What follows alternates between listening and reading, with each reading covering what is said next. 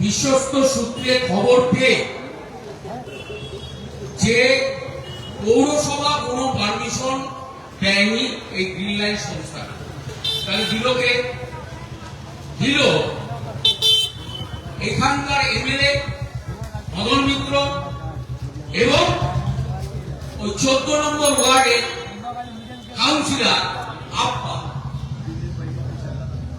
তাহলে তৃণমূল আমলে কতটা অরাজকতা এবং চুরি ছিল এইটা আপনারা বুঝতে পারছেন, যে তার কোনো পারমিশন নেই।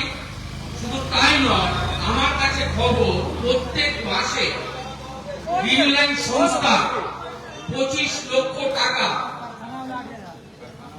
এই মদন মিত্র এবং আপ্পাদের ওরা দেয়। তার মানে আমাদের রাজ্য সরকারের যে জমি, যে টাকা পাওয়া উচিত ছিল রাজ্য সরকারের, তাহলে তার থেকে বঞ্চিত হলো।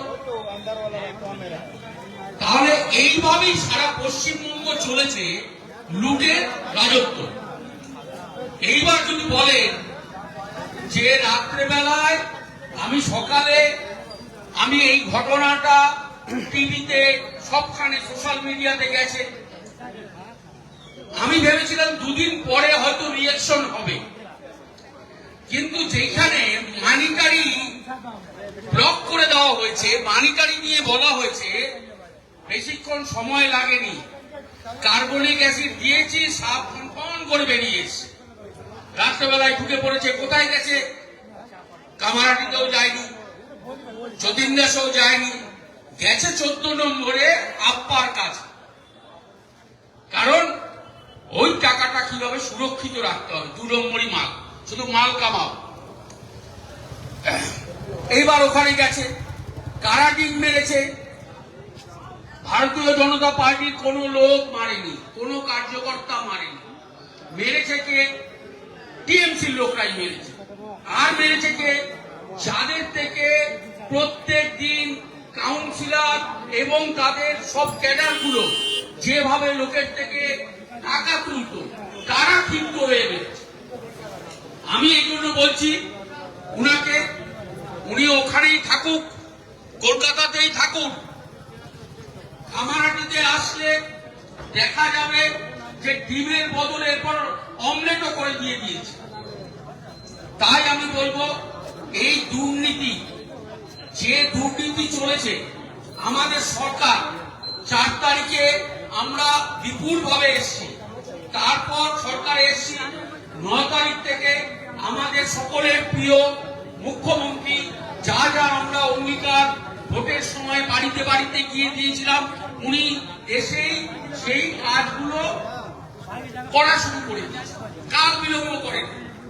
আপনারা দেখতে পেয়েছেন অন্নপূর্ণা ভান্ডার ফর্ম ফিল আপ চলছে, অনেকে ব্যাংক অ্যাকাউন্টে টাকা জমা পড়ে গেছে। তারপর কি বলেছিলাম, মহিলারা বাসে যাতায়াত বিনামূল্যে, মাতৃশক্তিরা সেই সুবিধাটাও পাচ্ছে। এরকম অসংখ্য কাজ যেটা আমাদের প্রিয় মুখ্যমন্ত্রী করে দিয়েছে।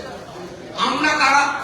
আমরা হচ্ছি সাংগঠনিক লোক, যারা সংগঠনটা আমরা বুথ থেকে শক্তি কেন্দ্র প্রমুখ, মন্ডল, জেলা, রাজ্য, এই যে সাংগঠনিক স্ট্রাকচারটা আমাদের এই রাজ্যে আছে, আমরা হচ্ছি সাংগঠনিক লোক। আমাদের কাজ হচ্ছে সংগঠনটাকে শ্রীবৃদ্ধি করা।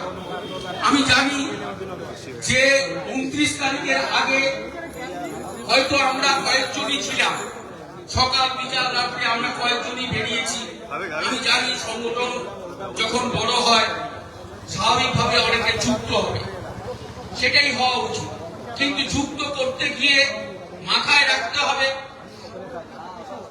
4 তারিখে 12টার পরে স্বঘোষিত যারা বিজেপি করার চেষ্টা করেছে, যারা ওই টিম পার্টিরা, কালকের রাত্রে যে টিম, সেটা সেই ধরনের স্বঘোষিত বিজেপি করার জন্য যারা আসছে তৃণমূল থেকে, কারণ তৃণমূলীকরণ বিজেপিকে করা যাবে না, তাদের দূরে সরিয়ে রাখতে হবে, তাদের উপরে সব সময় নজর রাখতে হবে।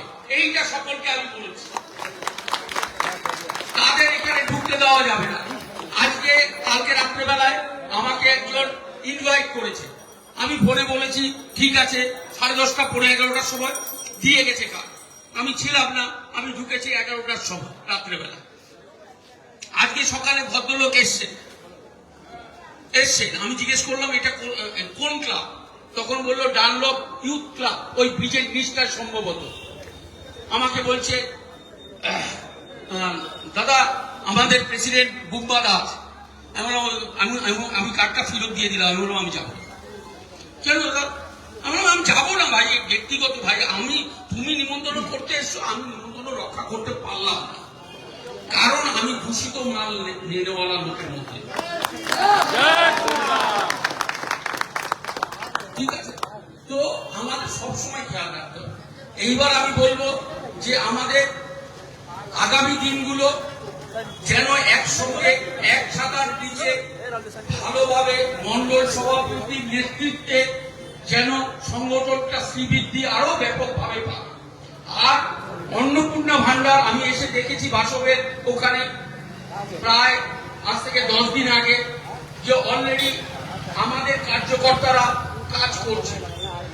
মানুষের সঙ্গে সম্পর্ক রাখতে হবে, সব সময় ভালো কথা বলতে হবে।